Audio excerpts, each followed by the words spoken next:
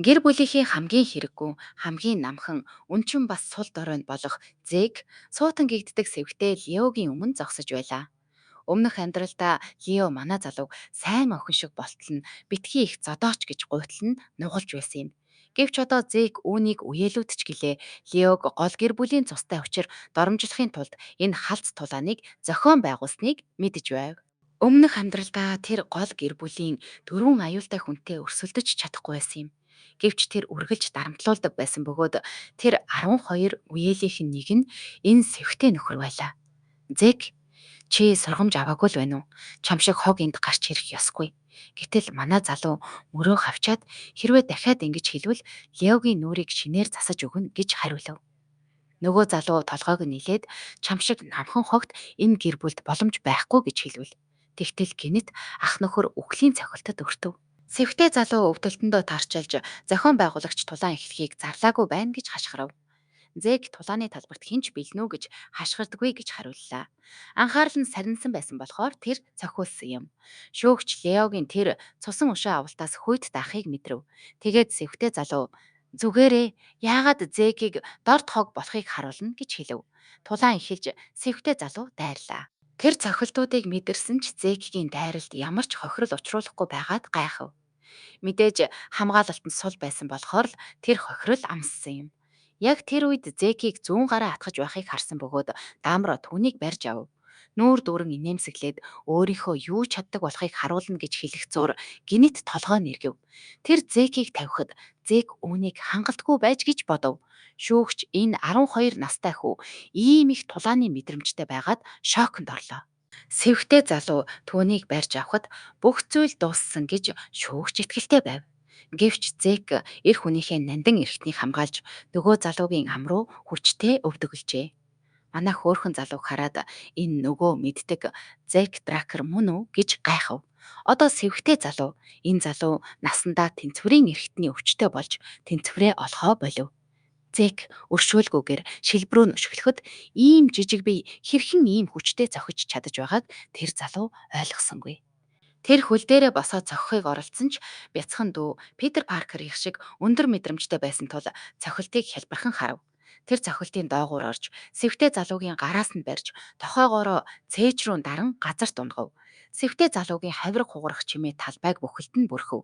Гэвч манай залуу зогсоогүй бөгөөд шүүгч болон гэр бүлийн бусад үеэлүүд айцаас болон чичирч байхад тэр дахин дахин зогсоор байв. Ах нөхөр тэр залууг цусан овоо болгон хувиргаад үсээ янзалж одоо жаахан хөс гарлаа. Хэлэх үгтээ доошоо буугаад иргэв.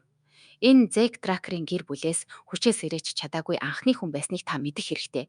Олон жилийн зовлонгийн эцэст тэр эцэст нь хүчээс ирэх олдвор олсон юм. Гэвч харамсалтай нь тэр туйлдж хойд зүгийн бүлэгтээ нүүр тулав. Тэд зоос шидэж Зекийг ээлжлэн тамлахаар тохиров. Гэвч зоос агаарт байхад тэр эхний хүний толгойг хормын дотор тастав. Хоёр дахь нь бас цээжиндээ иргэний цохилт авав. Муу тал нь гэвэл бүх баг нь энд байлаа. Тэр хэрхэн нэг шөнийн дотор гараа буцааж залхасныг бүгд гайхаж байв. Эдгээх эд шид бол жигшмээр муухай зүйл байлаа. Ингээд хоёрдугаар үе эхэлж намайг дараагийн хэсэг рүү гүйлгэхэд ах нөхөр шорлогшгөл болсон байв.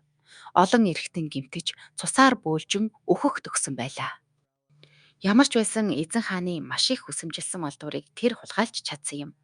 Түүнийг мөнхийн нойрондоо бэлтгэж байхад олдвор гинэт гэрэлтэв.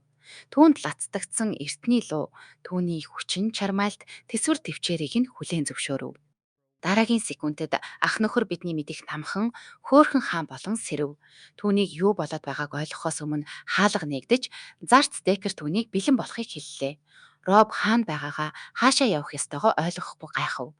Тэгээд тэр залуу түүнийг үнэхээр Зек мөн үү гэж шууд асуув. Хараал идгэж. Зарц нь Шерлок шиг л байна. Гэхдээ Брокийн тайван байх чадвар түүнийг тайвшруулж өнөөдөр гэр бүлийн том шалгалт гэдгийг тэр санав. Одоо тэр гэр бүлийнх нь ирээдүйн сууднуудыг бэлтгэхээр байгуулсан үлгий хэмээх газарт амьдарч байлаа. Хэсэг хөгшин ирчүүд эдгээр хүүгүүдийг бэлтгэж байв. Хүүхдүүдэд байгаа бүхнээрээ тулалдахаас өөр сонголт байхгүй тул энэ нь үндсэндээ RPG Epstein байлаа. Бүгд түүнийг арчаагүй ялагдагч гэж шоолон инээлдэж байхад бяцхан аюул сэвхтэй залууг нугалахад бэлэн байв. Маш өрөвдмөр хинч түүнийг шууд цусан холбоотой гэдэгт итгэж чадахгүй байлаа. Одоо манай хүн эхний хүнийг унгаад бүгдийг нь хүрээд эргэж дууцсны дараа руу шилжээ. Гэвч манай залуу сүүлийн залууг бүрэн бут мэргсэн ч сургамж аваагүй тархихгүй тэнгүүд байсаар л байв. Тэдний дундаас хамгийн том тэнэг гин. Энэ алиалагчийг Женвартак гэдэг. Энэ залуу зээг тулаанд дуудаж маш их ихтгэлтэй гарч ирэв. Тэр өөрийгөө өөрөөр бүтээгдсэн гэдгээ батлахад бэлэн бардамналаар дүүрэн байлаа. Гэвч зээг зүгээр л тэндээ маш их уйдсан харагдан зогсож байв. Яг л үнэхээр үү? Зөвхөн чи юу гэсэн шиг. Манай залуу юу хийснийг мэдэх үү? Тэр шууд Жекэнд хөгжилтэй байлгахын тулд чамд туслах хэрэгтэй гэж хэлв. Тэгээд тэр Жекэний хувийн хамгаалагч болох Лиам Стоун гэдэг өөр нэг сурагчийг нэрээр нь дуудав. Зек үндсэндээ чи маш хэрэггүй амтан болохоор үүнийг сонирхолтой болгохын тулд хоёулаа дайр гэж хэлж байлаа. Жекэний бардам зан нь бут өсрөв. Зекийг ялахын тулд тусламж хэрэгтэй гэж бодох нь хамгийн том доромжлол байсан бөгөөд тэр үнийг огт зөвшөөрөхгүй байв. Гэвч Зек түүнийг өдөөсөөр байсан бөгөөд одоо Жек нь уурандаа галзуурч түүнийг бүр мөсөн дуугүй болгоход бэлэн болов. Тэднийг талбай руу ороход багш нь Зек рүү муухай харж намайг дохио өгөхөөс өмнө хөдөлж зүрхлэх хэрэггүй гэж анхааруулв. Зек зүгээр л инээмсэглэв. Яагад гэвэл Жек нь үнэхээр зарцаа дагуулад ирсэн нь үүнийг илүү сонирхолтой болгож байлаа. Одоо Лиамийн өмнөх амьдралын талаар нэг зүйл хэлэхэд энэ залуу бол жинхэнэ домог байсан юм. Бид хөлсний цэргийн хаан хэмжээний мундаг хүний тухай ярьж байна. Өмнө нь тэр Жэхиний дор ажиллаж үлгийн академид суралцаж байв. Гэвч тэр зүгээр л алс холын төрөл байсан тул түүний боловсролд хинч анхаарал хандуулсангүй. Тиймээс тэр Валхала академид суралцах боломж олгохыг гуйсан боловч Байрон гих жижигхэн үндэстний баатарлаг одонд оржээ. Байрон газрын зургаас арчигдахад Лиам хөлсний цэрэг болов. Тэрхүү замбраагүй цаг үед хүч чадал нь дагагчдыг соронзон мэт татдаг байлаа. Олон жилийн тулааны талбарын туршлагаараа тэр улаан хөлөг баатар болон нэрд гарч эцэст нь Стоун хөлсний цэргийн бүлгийг байгуулжээ. Тэрээр хөлсний цэргийн 3 том фракцийг нэгтгэж Фаренскварын хөлсний цэргийн хаан цолыг хүртэв. Хожим нь эзэнт гүрэн түүний багийг хөлсөсгөхөд Лиам тэв хоорондын дайнд орж хойд зүгийнхний хамгийн том хар дарсан зүүдний нэг болсон юм. Гэвч энэ удаад Зэг тэр түүхийг бүрмөсөн өөрчлөхөөр шийджээ.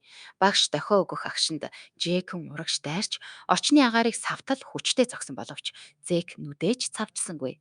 Тэр үүнийг зүгээр л нэг гараараа юу ч биш юм шиг барьж авав. Чэйн гараа буцааж татан өшгөлхийг оролцсон боловч энэ нь маш муугар эргэв. Хөл нь хүрэх агшинд түүнд маш их өвдөлт мэдрэгдлээ.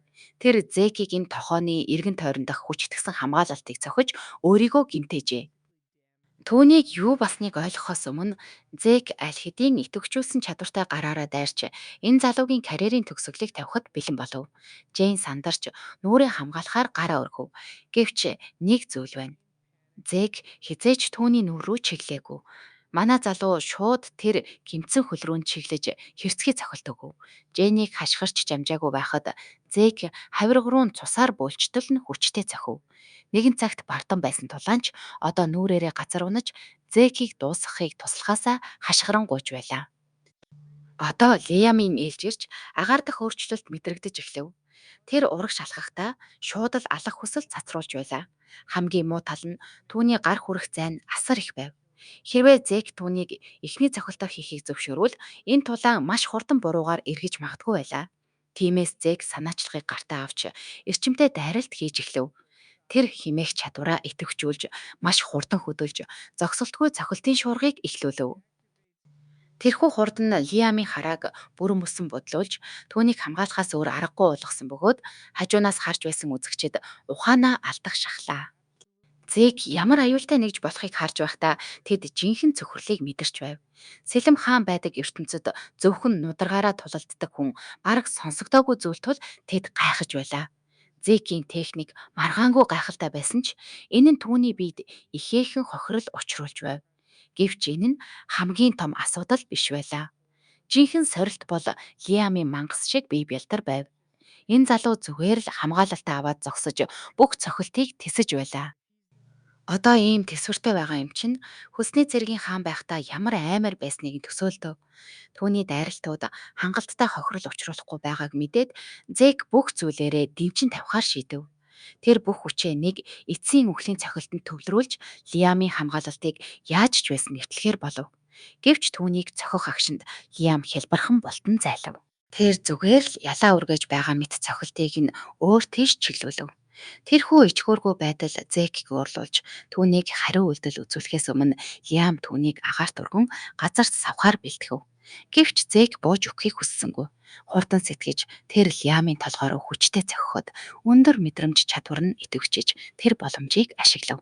Хормын дотор тэр хөлөөрөө Лиамын хүзүүг ороож агаарыг нь боов. Яагад гэвэл чи хичнээн хүчтэй байлаач тархинд чинь хүчил төрөгч очихгүй бол тулалдаж чадахгүй. Гэвч Зек өрсөлдөгчөө дутуу үнэлсэн байлаа. Учир нь Лиам унахын оронд манай залуугийн нүрийг тоолж баршгүй олон удаа зохихоор шийдэв. Гэвч эцэст нь Зекигийн төлөвлөгөө бүтлээ. Лиамын хүч суларч эхлэв. Түүний хөдөлгөөн удааширч эцэст нь тэр унахад цугларсан олон юу болсныг итгэж чадахгүй байлаа. Бүгд манай залуугаас айж байсан ч ямар нэг шалтгаанаар манай залуутай тулалдахаар улам хөөрсөн нэг галзуу нөхөр байв. Хэдэн цагийн дараа манай залуу өрөөндөө амарч байтал тулааны талаар аль хэдийн сонссон зарц нь орж ирэв.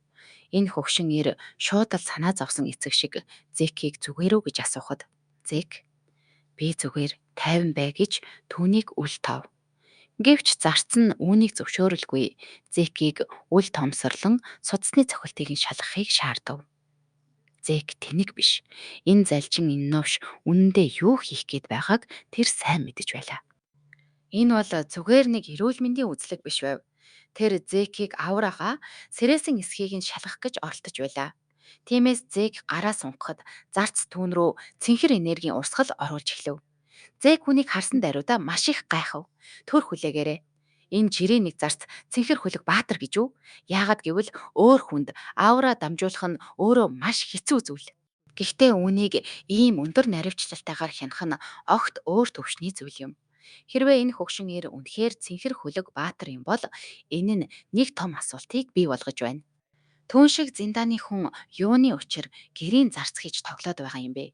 Хөлөг баатруудын зэрэглэлийг товчхон тайлбарлая. Ингэснээр та төөрөлдөхгүй. Цагаан сэлэмтэн бол хамгийн доод зиндаа. Үндсэндээ адислалын зан үлээ хийлгээгүй хүүхдүүд. Шар сэлэмтэн бол дөнгөж оораагаас ирээсэн шинэковууд. Тэгээд сэлмээ оораагаар хүчтгэж чаддаг нийл ягаан хөлөг баатар бий. Цэнхэр хөлөг баатар нь оораг бодит ир болгон хувиргаж чаддаг. Улаан хөлөг баатар бол хязгаараа давсан хүмүүс. Энэ бол Лиам болон Зэг хоёрын эргэн төрхөөсөө өмнө хүрсэн төвшин юм. Эцэст нь хар хөлөг баатар гэж бий. Тэд бол үндсэндээ домогт баатрууд. Бүх төв даяар тэднээс ердөө хитгэн л байдаг. Тиймээс цэнхэр хөлөг баатрыг хувийн асрагчаараа ажилуулна гэдэг бол үнэхээр солиотой хэрэг. Үзлэгээ дуусгаад хөгшин ир маш нухацтайгаар таны нууж байгаа зүйл байна уу гэж асуув. Зэг огтхон ч сандарсангүй. Манай залуу покер нүрээ хадгалж асуултыг нь өөрөө нь буцааж няцаав. Чи миний мэдэхгүй ямар нэг зүйлийг мэдээд байгаа юм биш үү? Байдал хич хэрүүсгээс өмнө Зэг тоглоом байсан юм гэж инээгээд өнгөрөв. Гэвч зарцсан тэсэлгүй та яагаад ингэж их өөрчлөгдөв вэ гэж асуув. Тэр асуулт Зекийг алхаагаа зогсооход хүргэв. Тэр маш хурц харцаар эргэж хараад чи буруу асуулт асууж байна гэж хэлв. Одоо яагаад өөрчлөгдсөнийг асуухын оронд яагаад өөрчлөгдөхөд ийм хараал идсэн удаан хугацаа зарцуулсныг эхлээд асуув. Тэгээд манай залуу түүнд энэ бол дөнгөж эхлэл. Цаашид хамаагүй олон гинтийн бэлэг ирнэ. Тиймээс 5 секунд тутамд ухаанаа алдаад байлгүй. Зүгээр л дуугүй байж тушаал биелүүл гэж хэллээ. Зарц нь бүхийж Зекигийн хүссэн бэлтгэлийн өрөө бэлэн болсныг мэдэгдэв. Бэлтгэлийн танхим руу явах замдаа Зекийн тарих хин түүний зарцыг тагнаж туршихыг тушаасныг олж мэдхээр илүү цагаар ажиллаж байв. Гэхдээ яах вэ? Тэр энэ нөхцөл байдлыг өөртөө ашигтайгаар эргүүлэх болно. Хөгшин нэрийг ойр байлгаж түүнийг ашиглан хэрэгтэй мэдээлэлээ олж авна. Ээжийнхэн талынхан зөрөхлөхгүй тул энэ нь түүний ах эгч нарын аль нэг нь араас нь уцаар тоглож байгаа хэрэг. Бэлтгэлийн өрөөнд ороход Зэг хэсэг хугацаанд үнэхээр гайхав. Учир нь энэ газар хитрхи чамин тансаг байлаа. Бэлтгэлээ эхлэхээс өмнө тэр системийг шалгахаар шийдэв. Нэг тушаал өгөхөд түүний өмнө дэлгэц гарч ирлээ. Тэр даруйда слайс чадварынх нь ур чадвар агсныг анзаарав. Тулааны үеэр маш их ашигласнаас болоод төвшин агсан байх ёстой. Дараа нь түүний харц дракониан чадвар дээр туссан ч энэ нь түгжээтэй байв. Үүнд 10 карма оноо хэрэгтэй бөгөөд одоогоор түүнд тэг оноо байлаа. Гянданд мангасуудыг алж карма оноо цуглуулж болно гэсэн системийн мессеж гарч ирэв. За, тэр Нийлягаан хүлэг баатар болохгүй бол тийшээ явах боломжгүй тул одоогоор үүнийг орхив. Дээрэс нь түүний хамгийн их сонирхож байгаа зүйл бол түүний эргэн төрөлд. Тэгээд энэ систем гэж хараал идсэн юу вэ? Нэмэлт мэдээлэлгүйгээр хит их бодох нь утгагүй. Тэр сэлмээ чанга атгав. Энэ систем эсвэл түүний драко цусаар дамжууламж бай, тэр хүчрэхэг болохын тулд бүх зүйлийг ашиглах болно. Одоо илүү их мэдээлэл авах цаг. Хүчний хоёр үндсэн систем байдаг. Хөлөг баатруудад оора шид тэнгүүдэд мана. Хөлөг баатрууд гянданд оорог боловсруулдаг. Шид тэнгүүд манааг тойргоор дамжуулан хуримтлуулдаг. Таны таамаглаж байгаачлан хэрв чи нэг замыг сэрээсэн бол нөгөөг нь өөр далтна гэсэн үг. Гэрийнхнээсээ ялгаатай нь зэг дант хэм болон сэрхлийн алийг нь сэрэж чадаагүй нь түүнийг бүрэн бүтлгүүцсэн гэж үзэж хаягдахад хүргэсэн юм. Хөөгцснийхөө дараа тэрээр хэрэн тэнүүчилж явсаар этер хоол техникийг зааж өгсөн багштайгаа уулзжээ. Энэ нь байгалийн энергийг ашиглах этер химээх арга юм. Өнөөдрийг хүртэл үүнийг зөвхөн тэр болон түүний багш л ашиглаж чаддаг нь түүнийг нилээд өвөрмөц болгодог. 2 цаг тасралтгүй бэлтгэл хийсний дараа Зекийг унах төхөж байхад түүний эдгэх болон эрч хүч сэргээх чадвар нь гинэт идэвхжлээ. Одоо эдгэх чадвар бол солиотой ховор бөгөөд хэрв хэн нэгэн түүнийг ашиглаж байгааг харвал шууд л ямар нэг гаж дамтан гэж үзэх болно. Тийм учраас тэр Лиамын эсрэг үнийг ашиглаагүй юм. Тэр өөрийгөө өрөөндөө ирээд л ганцхан удаа эдгээсэн. Би энэ бүрэн сэргсэн тул тэр шууд бэлтгэлээ үргэлжлүүлв. Өвөр цайх үед бэлтгэлийн танхим бүхэлдээ дайн болсон газар шиг л харагдаж байв. 7 хоног харавсан сум шиг өнгөрч үлгийн хоолны газарт сурагчид Зекийг яаж ийм огт өөр хүн болсон талаар шивэр авир хийцгээж байв.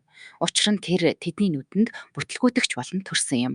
Тэдний цорын ганц тайлбар бол хар эд шид эсвэл чөтгөрт автсан явдал гэх мэт солиотой зүйл байв.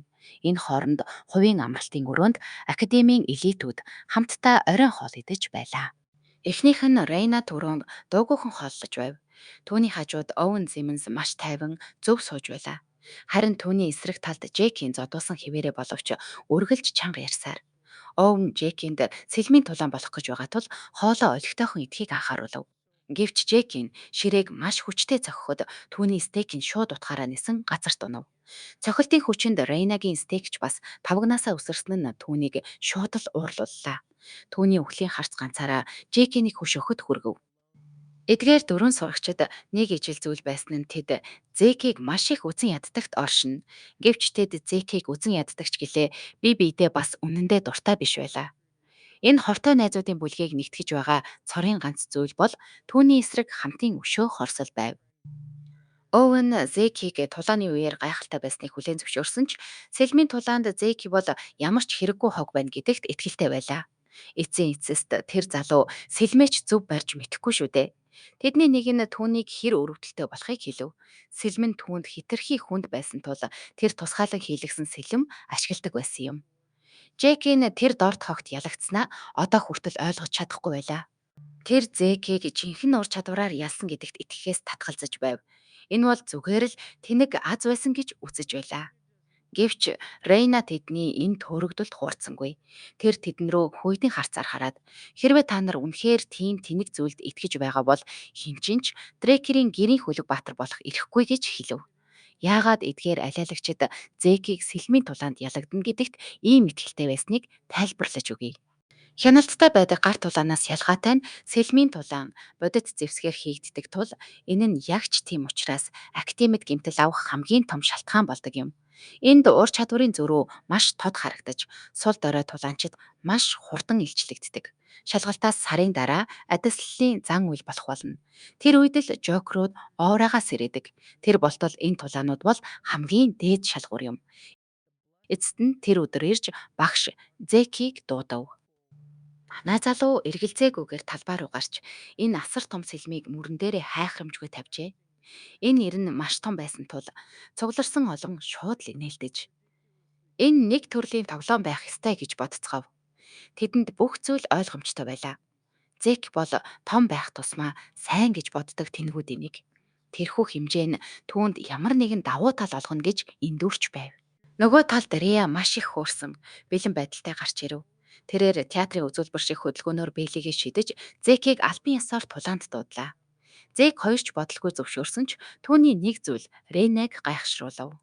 Түүнийг тэрхүү аврах сэлмийг ямар ч хүч гаргалгүй өргөхийг хараад энэ бол түүний санаж байгаа өрөвдөлтөй Зек биш гэдгийг ойлгов. Хуучин Зек сэлмээч олигтой барьж чадалгүй өөрийгөө эвгүй байдалд оруулдаг байсан юм. Гэвч одоо түүний бүх байдал өөр, илүү хурц, илүү ширүүн болжээ. Хормын төдийд тэрээр үнэхээр эмээх шиг босон нь түүнийг шууд л уурлууллаа. Тэр ийм зүйл бодсондоо өөрөөсөө жигшив. Гэхдээ тэр аль хэдийн тулаанд дуудсан тул одоо ухрах зам байхгүй. Энэ дугаарыг гаргахад тусалсан инх сайхны бат очиртоо баярлалаа. Бас хамгийн шилдэг хот төлөвлөгч хизээ гарахыг асуусан хүмүүсээ хүлээлгэсэнд уучлалт хүсье. Маргааш яг оруулах болно шүү. Түр баяртай.